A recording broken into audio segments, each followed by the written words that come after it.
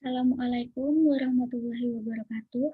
Perkenalkan, saya Talita Zirlina Deniswara Subekti dengan NIM 20200510379 dari Program Studi Hubungan Internasional Universitas Muhammadiyah Yogyakarta akan menyampaikan tentang konsep pendidikan karakter perspektif Kiai Haji Ahmad Dahlan.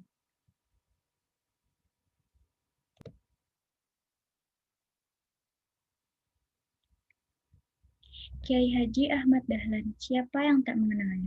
Kiai Haji Ahmad Dahlan lahir di Kampung Kauman, Yogyakarta pada tanggal 1 Agustus 1986 Masehi atau 1285 Hijriah dengan nama Muhammad Darwis. Kiai Haji Ahmad Dahlan merupakan putra keempat dari 7 bersaudara dari seorang ayah bernama Kiai Haji Sulaiman yang menjabat khatib Masjid Besar Mataram, Yogyakarta. Ibunya sendiri bernama Siti Aminah, putri dari Haji Ibrahim, yang juga menjabat sebagai penghulu di Kesultanan Yogyakarta. Beliau tumbuh dalam lingkungan yang penuh dengan nuansa religius yang tinggi, yaitu masyarakat Kauman. Kiai Haji Abu Bakar memberi nama putranya itu Muhammad Darwis. Putra yang dilahirkan termasuk keturunan ke-12 dari Maulana Malik Ibrahim. Ibu Muhammad Darwis sendiri yang terkenal dengan sebutan Nyai Abu Bakar merupakan putri Kiai Haji Ibrahim bin Kiai Haji Hasan dengan nama Siti Aminah. Kiai Haji Ibrahim sendiri menjabat penghulu keraton, sehingga dengan demikian jelas bahwa Muhammad Darwis dari segi ayah dan ibu dilahirkan dan hidup dalam keluarga muslim yang taat. Sewaktu kecil, Muhammad Darwis bergaul akrab dengan kawan-kawan tetangganya. Beliau dikenal sebagai anak yang rajin, jujur, dan suka menolong, serta mempunyai kelebihan yaitu pandai membuat kerajinan tangan dan membuat barang-barang permainan. Oleh sebab itu, tidak mengherankan bila Muhammad Darwis disayangi oleh teman-teman sepermainan dan sekampungnya. Di usia remaja, ia juga sudah menunjukkan sikap dan berbagai keunggulan dibanding teman-teman sebayanya, terutama dalam kecermatan dan kehati-hatiannya dalam menghadapi persoalan, saat mengambil keputusan dan bertindak. Kemampuan akal pikirannya dikembangkan secara maksimal, sehingga kecerdasan kedinamisan serta kreativitas Dahlan kecil sudah nampak. Pada usianya yang masih belia, yaitu umur 15 tahun, beliau memutuskan untuk pergi haji dan tinggal di Mekah. Keberangkatannya itu tidak lepas dari peran kakak iparnya bernama Kiai Haji Saleh, seorang kiai yang juga saudagar kaya, di mana beliaulah yang membiayai segala keperluan Dahlan agar bisa berangkat ke Tanah Suci.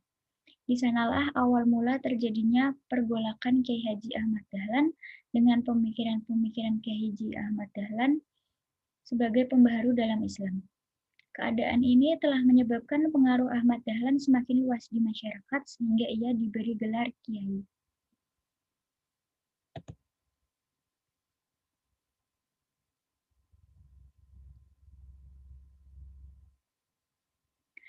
Oke, selanjutnya saya akan menyampaikan pemikiran pendidikan Kiai Ahmad Dahlan. Pertama, yaitu pendidikan masa kecil Kiai Haji Ahmad Dahlan. Semasa kecil, Ahmad Dahlan tidak pergi ke sekolah. Hal ini karena sikap orang-orang Islam pada waktu itu melarang anak-anaknya memasuki sekolah. Sebagai gantinya, Ahmad Dahlan memulai pendidikannya pada masa kanak-kanak dibimbing langsung oleh kedua orang tuanya, yaitu ayahnya yang bernama Kiai Haji Abu Bakar dan ibunya Siti Aminah.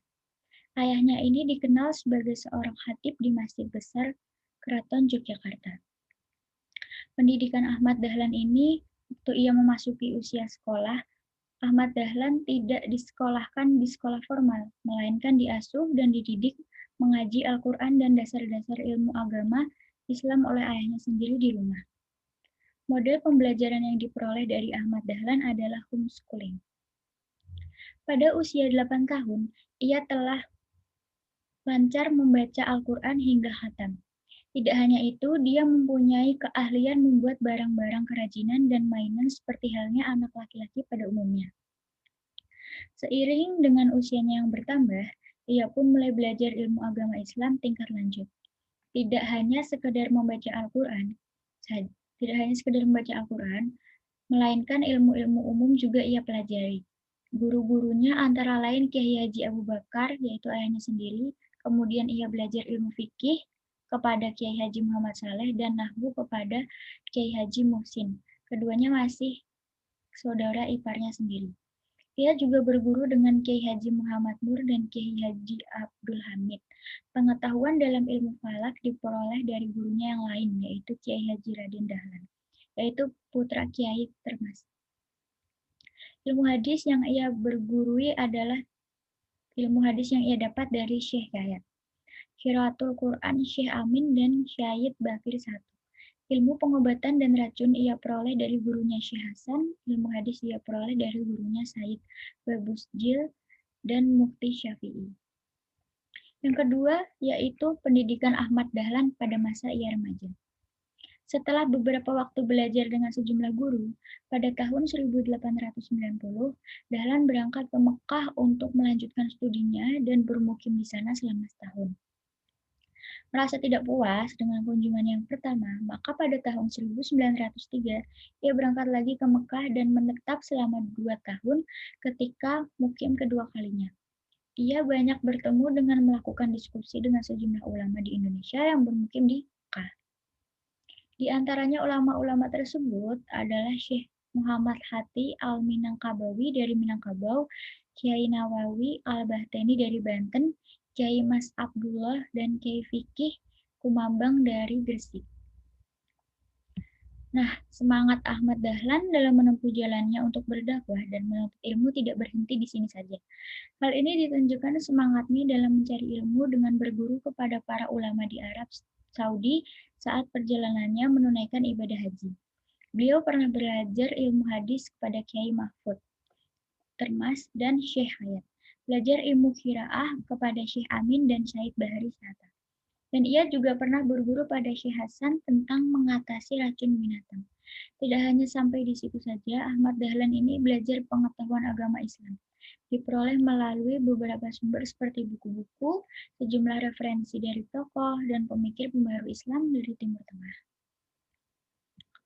Referensi pemikir tokoh seperti Ibnu Taimiyah, Muhammad Abduh, Jamaluddin Al-Afghani, Muhammad bin Abdul Wahab, Muhammad Rashid Ridho, dan lainnya berdasarkan koleksi buku-buku yang ia tinggalkan. Ahmad Dahlan sebagian besar adalah buku yang dipengaruhi oleh ide-ide pembaharuan. Di antaranya buku-buku yang sering dibaca Ahmad Dahlan antara lain Tauhid dan Tafsir Juz Amma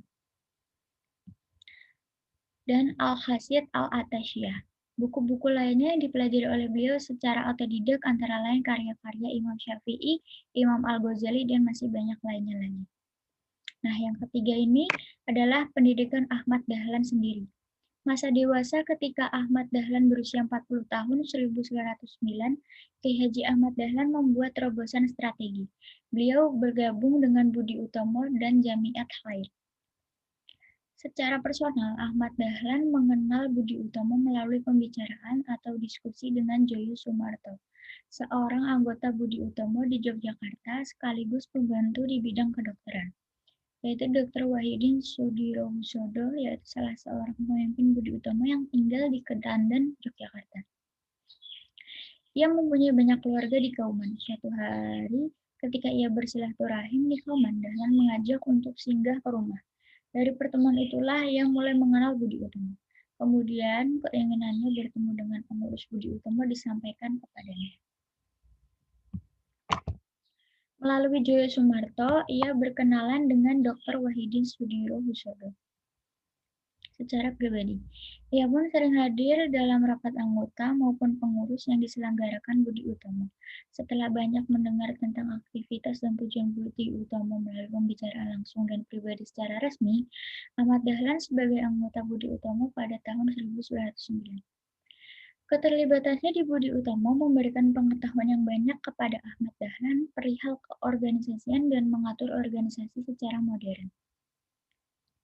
Dalam perkembangan selanjutnya, Ahmad Dahlan tidak hanya menjadi anggota biasa, melainkan pengurus dari Kauman dan salah satu komisariat Budi Utomo cabang Yogyakarta. Melalui perkumpulan ini, Ahmad Dahlan bisa menyampaikan pelajaran agama pada anggotanya. Lebih daripada itu, oleh karena anggota Budi Utomo pada umumnya bekerja di sekolah-sekolah, di kantor-kantor, maupun pemerintahan. Pada akhirnya membuat Ahmad Dahlan dapat mengajar ilmu-ilmu agama di sekolah-sekolah.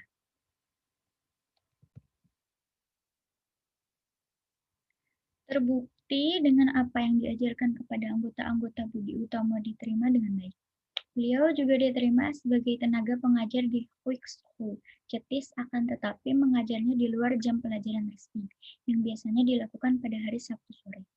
Selanjutnya pada tanggal 1 Desember tahun 1911, Ahmad Dahlan berhasil mendirikan sebuah sekolah agama di lingkungan keraton dengan sistem pendidikan gubernemen yang memberikan pelajaran umum. Di sekolah ini, Dahlan menerapkan segala gagasan pikirannya mengenai pendidikan. Dengan menggunakan metode pendidikan barat, memakai kursi, meja dalam bentuk klasikal, sekolah ini sebagai cikal bakal tumbuhnya gagasan pendirian Muhammadiyah. Raden Sosrogondo dan Mas Raji juga menyarankan Ahmad Dahlan mendirikan sekolah sendiri secara terpisah. Sekolah tersebut hendaknya didukung oleh suatu organisasi atau kumpulan yang bersifat permanen tentunya. Dalam musyawarah dengan Kepala Quick School Budi Harjo dan Sekretaris Budi Utomo Dwijo Sewojo memberikan beberapa saran kepada Ahmad Dahlan. Budi Utomo siap membantu mendirikan organisasi baru. Apabila Ahmad Dahlan didukung 7 anggota Budi Utomo setelah melalui diskusi, pada akhirnya 7 anggota Budi Utomo menyetujui dibentuknya organisasi baru. Di antaranya Ahmad Dahlan, Raden Haji Syarkawi, Haji Muhammad Soja, Haji Muhammad Hisjah, Haji Muhammad Fahrudin, dan Haji Muhammad Kamim. Dengan kesepakatan itu, tanggal 18 Oktober 1912, berdirilah organisasi Muhammadiyah. Sejak awal Ahmad Dahlan sudah menetapkan organisasi Muhammadiyah bukan organisasi politik, tetapi yang bersifat organisasi sosial dan bergerak di bidang pendidikan. Tujuan organisasi ini untuk menyebarkan pengajaran Rasulullah kepada penduduk Bumi Putra dan memajukan hal agama Islam kepada para anggota-anggotanya. Tepat pada tanggal 20 Desember 1912, Ahmad Dahlan mengajukan permohonan kepada pemerintah Hindia Belanda untuk mendapatkan badan hukum. Permohonan itu baru dikabulkan pada 1914 dengan surat ketetapan nomor 81 tanggal 22 Agustus 1914. Izin itu hanya berlaku untuk daerah Yogyakarta dan organisasi itu hanya berlaku untuk daerah Yogyakarta dan organisasi ini hanya boleh bergerak di daerah Yogyakarta. Meskipun begitu, Muhammadiyah berhasil tersebar ke berbagai daerah, di antaranya Seradagan, Wonosari, dan Imogiri, serta dan lainnya. Berdirinya organisasi Muhammadiyah ini pada awalnya hanya 8 pengurus, di antaranya Ahmad Dahlan sebagai ketua, sekretarisnya Abdullah Sirat, anggotanya meliputi Ahmad, Abdul Rahman, Sarkawi, Muhammad Jalani, Angkis, dan Muhammad Fakih. Agar dapat mengatasi permasalahan yang timbul karena dipersempitnya ruang gerak organisasi ini, maka diambil jalan keluar dengan membuka cabang baru di luar Yogyakarta. Dan pada akhirnya dengan jalan keluar yang dipilih tersebut, organisasi ini dapat berkembang ke berbagai daerah. Di antaranya Nurul Islah di Pekalongan, Al-Munir di Ujung Padang, dan Sidik Amanah Tabligh Khotonah di Solo. Semakin berkembangnya organisasi ini, pada akhirnya semakin banyak jemaah dan tidak hanya itu pergerakannya semakin digencarkan dalam bidang dakwah, yakni dengan mengadakan pengajian dan perkumpulan yang membahas kepentingan Islam. Dalam organisasi ini memuat tentang sekolah agama, bahasa Arab, serta bergerak di bidang sosial. Juga sangat giat membangun jaringan dengan pemimpin-pemimpin di negara-negara Islam yang maju. Selain di Muhammadiyah, Budi Utomo, Jamaat Khair, Ahmad Dahlan juga aktif di Serikat Islam atau yang sering disebut dengan SI sejak tahun 1913. Bahkan ia menjadi komisaris sentral SI dan advisor atau penasihat pusat SI sekaligus sebagai ahli propaganda dari aspek dakwah bagi SI. Ia termasuk rombongan yang mewakili pengurusan pengesahan Badan Hukum Serikat Islam bersama Cokro Aminoto.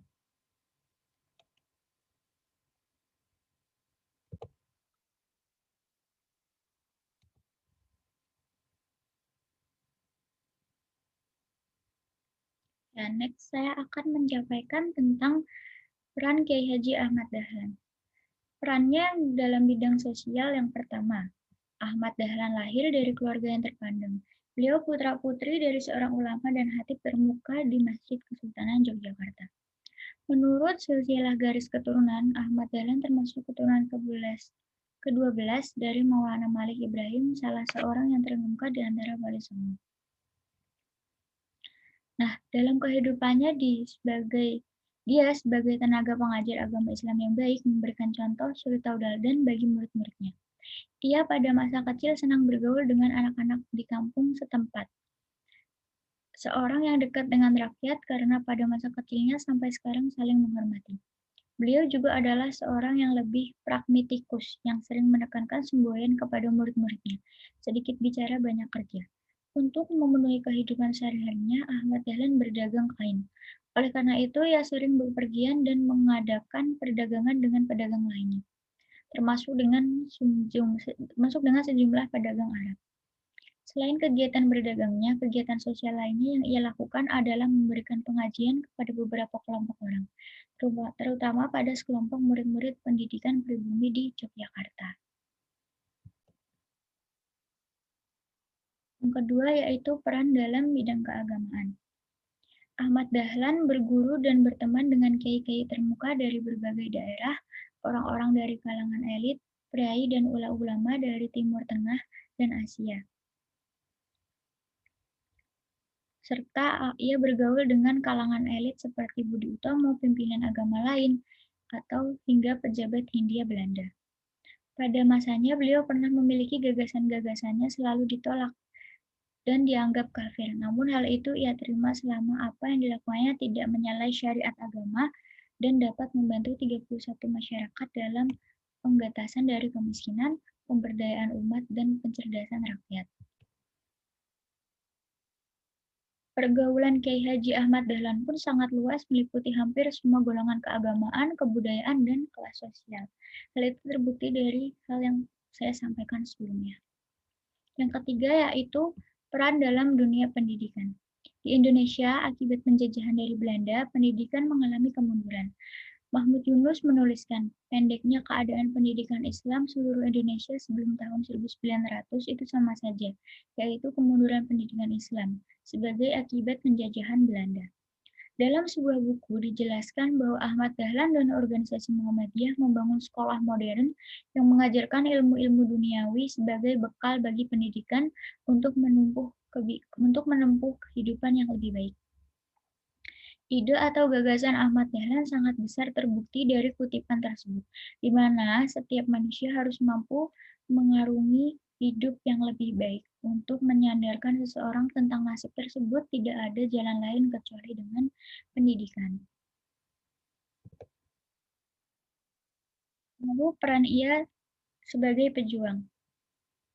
Sekembalinya dari Mekah, Kiai Haji Ahmad Dahlan bergabung dengan organisasi-organisasi seperti Budi Utomo, Serikat Islam, dan membentuk organisasi sendiri, yaitu organisasi Muhammadiyah, yang tujuannya pun tidak lepas dari memperjuangkan kemerdekaan dan menjadikan bangsa yang lebih baik lagi.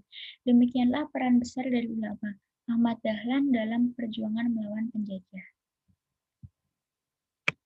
Lalu yang selanjutnya yaitu peran sebagai pendidik.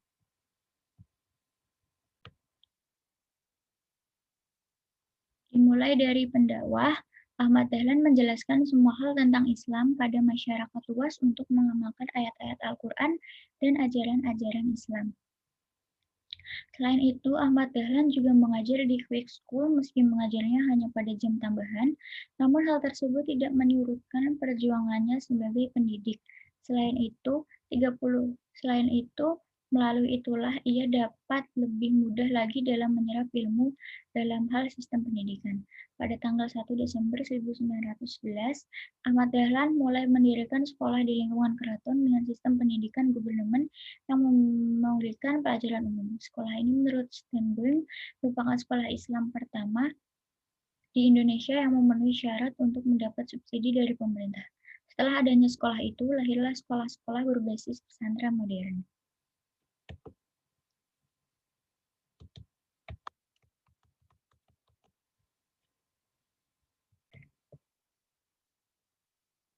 Oke, selanjutnya apa saja sih perjuangan Kiai Haji Ahmad Dahlan?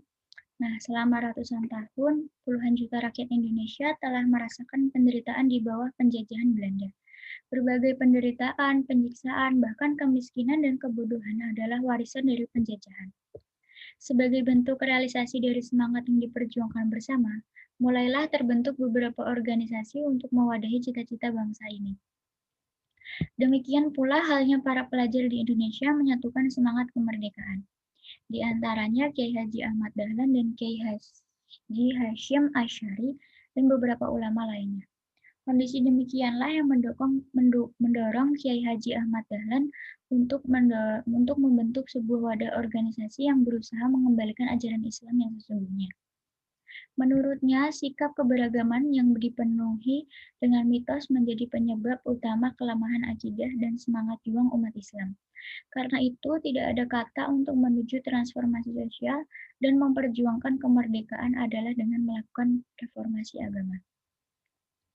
Atas jasa-jasa Kiai Haji Ahmad Dahlan dalam membangkitkan kesadaran bangsa ini melalui pembaharuan Islam dan pendidikan, maka pemerintah Republik Indonesia menetapkan sebagai pahlawan nasional Indonesia dengan surat keputusan Presiden nomor 657 tahun 1961. Dengan organisasinya, Muhammadiyah Bagian Wanita Aisyah telah mempelopori kebangkitan wanita Indonesia untuk mendapatkan pendidikan dan berfungsi sosial. Kiai Haji Ahmad Dahlan melalui organisasinya Muhammadiyah telah berhasil membangun organisasi yang bergerak di bidang sosial dan pendidikan. Hingga menjelang kemerdekaan, lembaga pendidikan berdiri di seantero negeri Indonesia. Beberapa rumah sakit Muhammadiyah yang gratis bagi warga miskin berdiri ketika lembaga bumi belum ada, kecuali Bethesda dan Panterapi.